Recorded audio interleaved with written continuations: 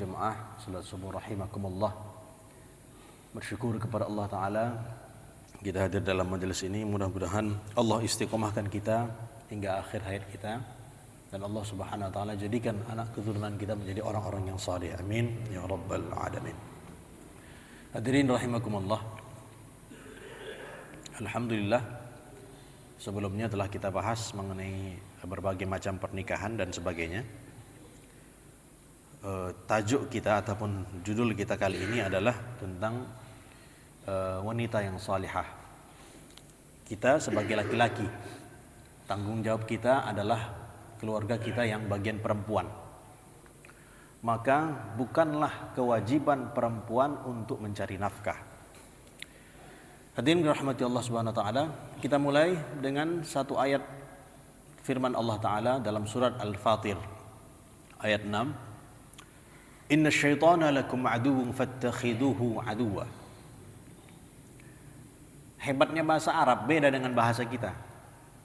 Bahasa Arab nih, satu huruf saja itu dia bisa bermakna yang dahsyat. Tambahan satu huruf, tambahan dua huruf, dia beda dengan bahasa kita. Dia memberikan makna yang tinggi. Kalau sudah pakai inna, Zaid datang. Bahasa Arabnya Zaidun, ja'a Zaidun. Ini biasa pakai Zaidun lah dia lafaz bahasa Arab. Datang, Zaid telah datang. Beda dengan sungguh Zaid telah datang. Dalam bahasa Arab dia pakai inna. Artinya kalau sudah pakai inna itu tak diragukan lagi. Ayat ini diawali oleh Allah Ta'ala dengan inna syaitan, sesungguhnya setan. Aduwun adalah musuh. Fattakhiduhu aduwa, maka jadikanlah ia sebagai musuh kamu. Setan itu adalah musuh, jadikanlah ia sebagai musuh. Jangan sampai awak tertipu dengan godaan syaitan yang terkutuk.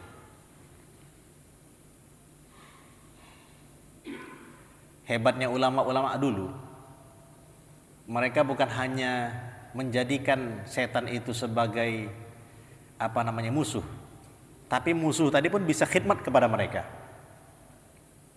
Setan itu bisa khidmat, bisa melayani ulama-ulama terdahulu. Ada namanya Syekh Sa'id bin Isa.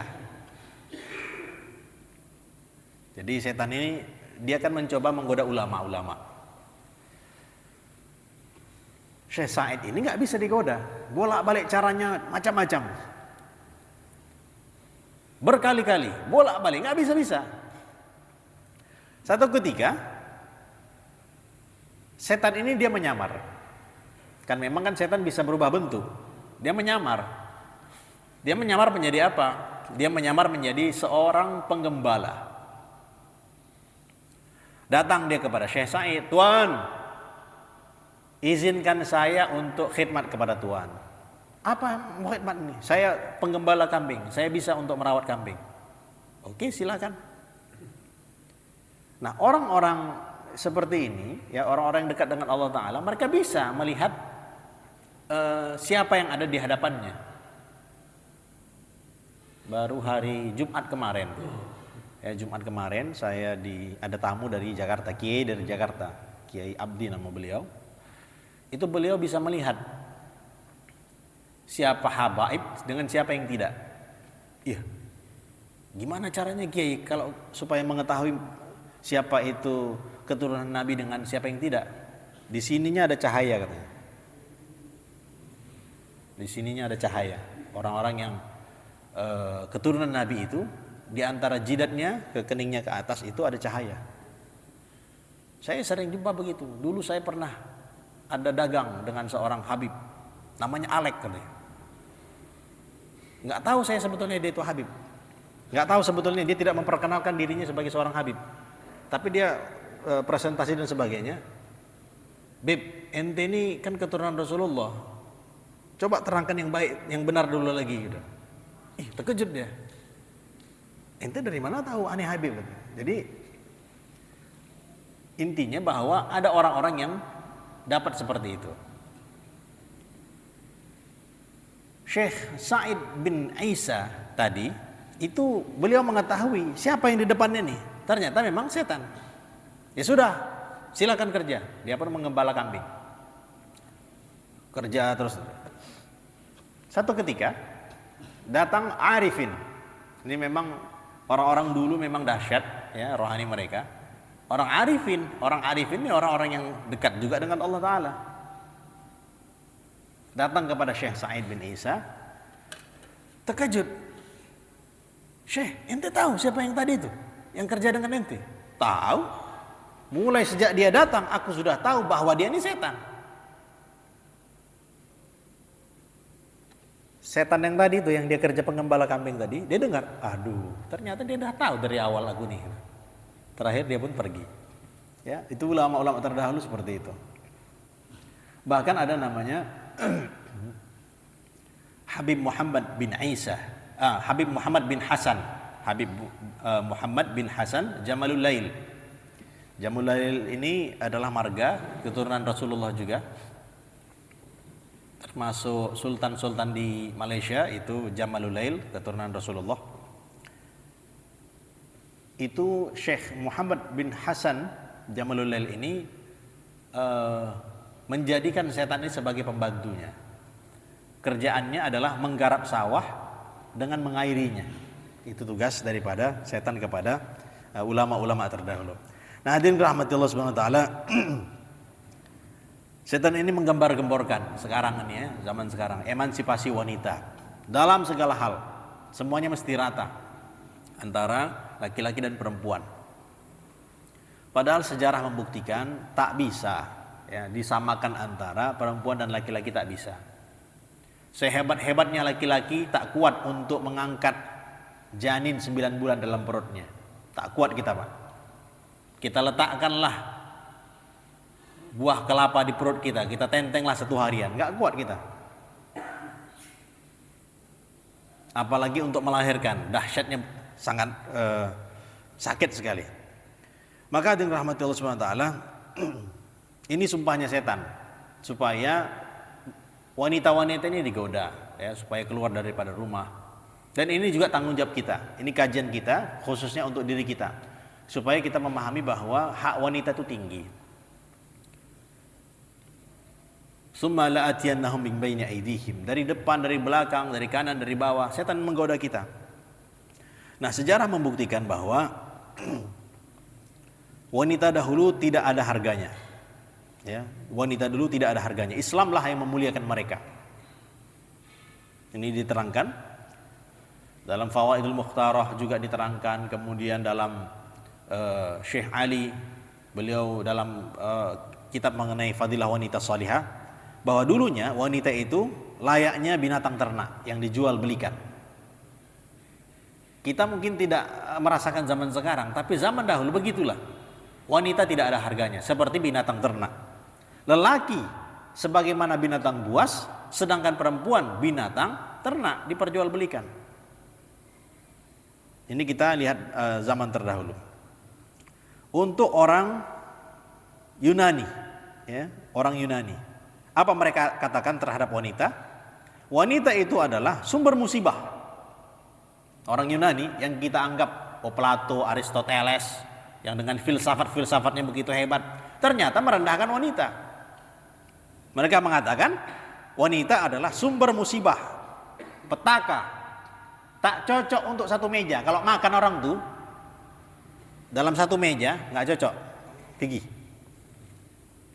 Itu orang Yunani yang dianggap sebagai peradabannya tinggi. Dulu kan memang Cina, Yunani, Mesir itu yang mempunyai peradaban-peradaban yang hebat. Kemudian ada orang Romawi. Mereka menganggap bahwa wanita itu ibarat rakyat yang suka hati kehendak si raja. Kalau ada satu orang pasangan, satu suami dan istrinya, ya, istrinya itu dianggap sebagai rakyat. Bahkan karena dianggap sebagai rakyat, boleh untuk si suami tadi untuk membunuh istrinya. Saking tak adanya nilainya perempuan zaman dulu. Itu orang Romawi. yang kerajaan mereka tersebar terus sampai ke Mesir sana. Kemudian orang Yahudi. Nah, orang Yahudi ini mereka juga tidak menghargai wanita. Kalau haid, perempuan haid kalau begitu datang bulannya, maka tak boleh perempuan itu di rumah. Perempuan itu mesti pergi daripada rumah. Mesti diinapkan di tempat tersendiri. Nggak boleh satu rumah dengan si suami. Jorok, kotor, mereka anggap begitu. Bisa diperjualbelikan sama dengan orang Yunani tadi, sama dengan orang Romawi tadi, dan juga tidak mendapatkan harta warisan. Nah, hadirin rahmatullah subhanahu wa ta'ala, jadi orang-orang dulu itu tidak menghargai wanita. Sayyidina Umar beliau mengatakan, dulu kami ini nggak tahu bagaimana kedudukan wanita dalam Islam. Kami tak tahu bagaimana kedudukan wanita itu dalam kehidupan kami sehari-hari. Begitu datang Islam, baru kami tahu bahwa ada nilainya kehidupan wanita itu di dalam masyarakat kami. Baru kami tahu bagaimana kedudukan wanita di dalam kehidupan kami. Nah, hadirin rahmatillah subhanahu wa ta'ala, maka ini digaung-gaungkan oleh orang-orang yang tidak bertanggung jawab supaya wanita itu kerja. Ya, wanita itu terus dia yang menjadi tolak kepala keluarga.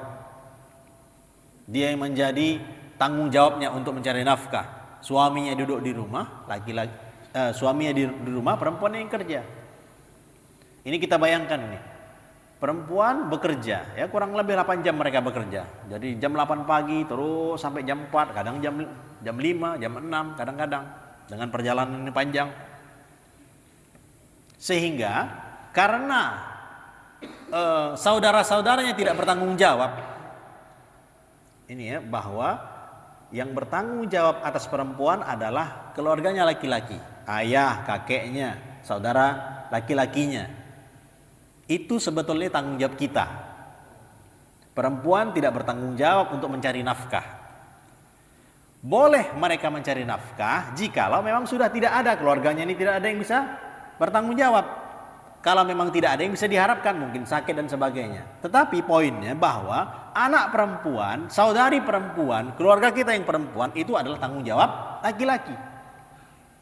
Tidak ada kewajiban bagi orang tua, bagi ayah untuk menafkahi anaknya laki-laki yang sudah baligh. Ini untuk siapa? Anak laki-laki. Begitu anak kita masuk ke umur yang sudah baligh, contoh 13 tahun, sudah baligh dia. Mulai saat itu tidak ada kewajiban bagi orang tua untuk menafkahi si anak laki-laki tadi. Ini yang sering diamalkan saudara-saudara kita orang Minang, kan mereka begitu, biasanya tamat SMA lah kan itu, 17 tahun ke 18 tahun udah disuruh keluar dari rumah. Sudah mereka untuk bekerja mandiri. Namun untuk perempuan, ya, mereka terus diberikan nafkah sampai perpindahan tanggung jawab terhadap pasangannya, terhadap suaminya. Itu untuk anak perempuan. Bahkan kalaupun pisah dengan suaminya, yang tanggung jawab adalah keluarganya yang laki-laki. Nah, keluarga laki-laki nggak mau bertanggung jawab sehingga mereka bekerja, meninggalkan anaknya sehingga kurang terawat. Ketika mereka mendapatkan harta si perempuan, dia teringat orang tuaku saja dulu tidak menafkahi aku. Sehingga kebanyakan di kota-kota besar khususnya orang tuanya dimasukkan kepada panti jompo karena kurangnya kasih sayang. Nah, hadirin rahmatillah subhanahu wa ta'ala, ini sudah terjadi ya, sebagaimana sering kita bicarakan juga. Karena banyaknya wanita yang bekerja tidak memahami kodratnya sebagai wanita. Qarna fi buyutikunna, wanita hendaklah tetap di rumah, ya, itu yang paling baik. Memang wanita adalah di rumah. Ketika fitrahnya berubah, ya, mereka mencari nafkah dan menjadi kepala keluarga bahkan, ya, mencari nafkah, maka berubah keadaan. Banyak wanita-wanita di kota-kota besar itu yang tak mau lagi untuk melahirkan. Dan ini terjadi di luar negeri, ya, khususnya Jepang. Udah terasa kita sekarang bahwa mereka sudah kekurangan penduduk. Di kampung-kampung udah sunyi, kampung-kampung udah sunyi. Yang berpusat itu hanya di Tokyo saja yang kelihatannya ramai, kelihatannya saja ramai. Ketika di kampung-kampung udah banyak rumah yang kosong, rumah-rumah yang tak terpakai. Kenapa? Udah sikit kali sudah. Angka kematian lebih tinggi daripada angka kelahiran.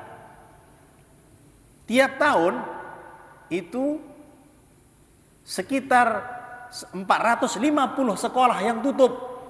450 sekolah tiap tahun. Saking tak adanya muridnya. Ada sekolah SMP di Fukushima, di Jepang sana. Itu sudah 76 tahun berdiri, dari tahun 1947 dulu. Karena orang itu Jepang, Hiroshima Nagasaki hancur. Didirikanlah sekolah. Terus sampai zaman sekarang nih. Baru tutup, terakhir muridnya hanya 2. Itulah lulusan terakhir. Habis itu tutup, tak ada lagi muridnya. Jadi sekitar tahun 2002 sampai sekarang ini 2023 ini ya, udah sekitar 950.000 yang sudah tutup sekolah-sekolahnya karena saking kekurangannya penduduk. Ini karena fitrahnya berubah. Orang sana semangat kerja, semangat cari duit perempuan-perempuannya, sehingga begitulah keadaan. Nah, hadirin rahmatillah subhanahu wa ta'ala, Islam itu meninggikan wanita. Ya, bahkan sampai ada agama yang mengatakan bahwa Islam ini penghalang rohani mencapai Tuhan, katanya. Tak cocok, wanita ini dunia, kata mereka. Wanita ini dunia, sehingga tak akan bisa kami sampai kepada Tuhan kecuali dengan meninggalkan wanita. Tak akan sampai kami kepada akhlak yang sempurna kecuali dengan meninggalkan wanita. Nah, ini tidak sesuai dengan fitrah manusia.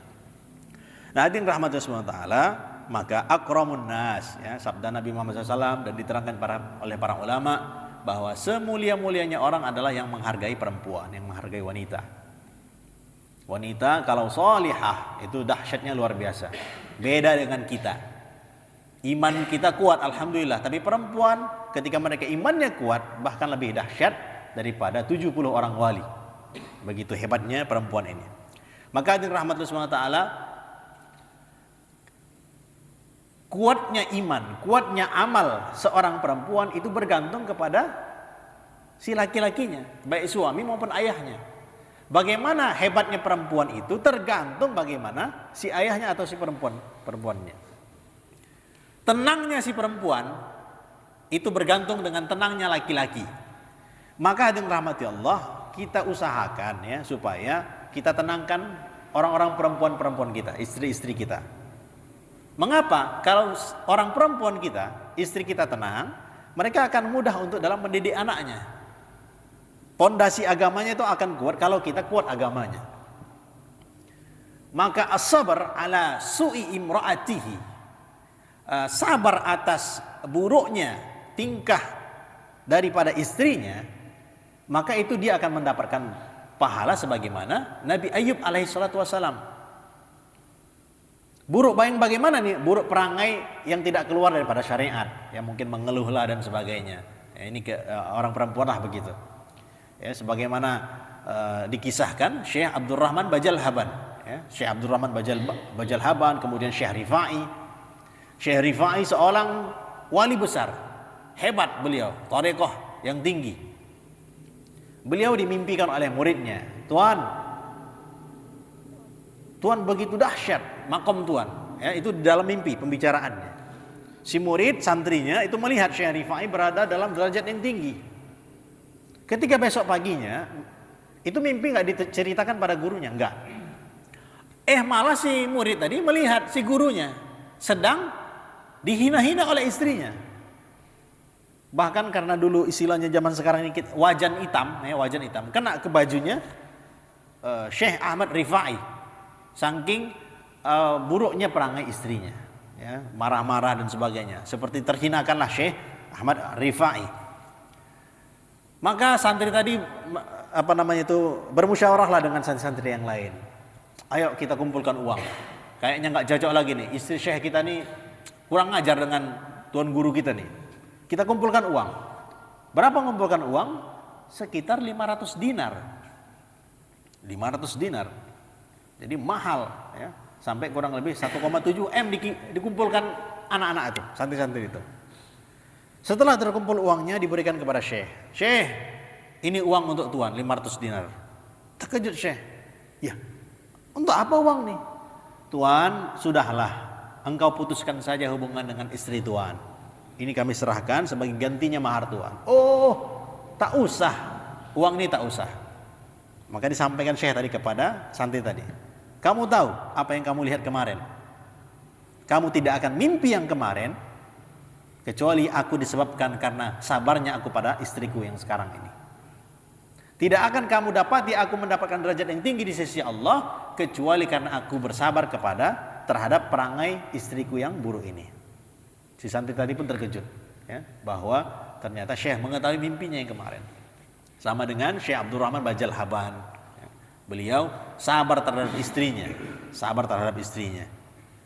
Beliau berjalan, ya, berjalan karena peningnya di rumah dengan berbagai macam masalah dengan istrinya. Beliau keluar dari rumah. Tiba-tiba dalam sebuah hutan bertemu dengan dua orang yang sedang uzlah juga. Ini uzlah kan memang menyibukkan diri dengan ibadah, menghindar daripada keramaian manusia. Ketemu dua orang. Sampai di sana mereka bergantian khidmat. Siapa nih yang untuk cari makanan? Orang pertama, orang kedua, dan orang ketiga. Giliran yang pertama dia doa pada Allah Ta'ala. Ya Allah, berikanlah makanan, turunkanlah makanan. Orang-orang dulu begitu. Mereka dahsyat, ya, amalan mereka. Dan ini ada dalilnya sebagaimana Nabi Zakaria, Nabi Isa pun begitu juga, turun makanan. Ketika turun makanan, terkejut mereka. Giliran yang kedua besoknya, orang yang kedua doa pun begitu juga turun. Giliran Syekh Abdurrahman Bajal Haban doa. Begitu beliau doa, langsung turun makanan yang 2 kali lebih banyak daripada apa yang didapatkan oleh orang pertama dengan orang yang kedua. Lebih hebat lagi. Dua orang tadi tanya kepada Syekh Abdurrahman Bajal Haban, Tuan, apa rahasianya Tuan kok bisa dapat makanan lebih hebat daripada kami? Aku tak akan sebutkan, kecuali kalian sebutkan juga apa rahasia kalian kok bisa turun makanan kepada kalian ini. Tuan, kami mendengar, ya, kedua orang tadi menyebutkan, salah seorangnya, kami mendengar bahwa di sini adalah wali, ada kekasih Allah bernama Syekh Abdurrahman Bajal Haban. Maka kami memohon atas kebarokahan beliau agar Allah menurunkan makanan sehingga makanan itu ada di hadapan kami. Terkejut Syekh Abdurrahman Bajal Haban. Akulah yang bernama Abdurrahman Bajal Haban. Baru dia pulang, ya. Nah, sebelum kisah ini berakhir, kedua orang tadi mengatakan, Syekh Abdurrahman Bajal Haban adalah orang yang dia sabar terhadap istrinya. Setelah dikatakan seperti itu, Syekh Abdurrahman pulang menceritakan kisah ini. Kemudian istrinya karena mendengar seperti ini, dia pun taubat kepada Allah Ta'ala. Artinya hadirin rahmatullah SWT, ya, kebahagiaan seorang istri, ya, itu di tangan suami, ya. Dan kita yang bergelar sebagai suami ini bersabar atas kesilapan-kesilapan yang dilakukan istri. Dan tak mungkin kalau dia berjodoh, ya, pasangan suami yang berjodoh, dia mesti ada masalah-masalah yang akan dihadapinya. Akan mesti ada pertengkaran-pertengkaran. Bahkan sekelas Rasulullah SAW pun, beliau pun ada cekcok juga dengan Sayyidah Aisyah radhiyallahu taala anha. Demikian mungkin yang boleh saya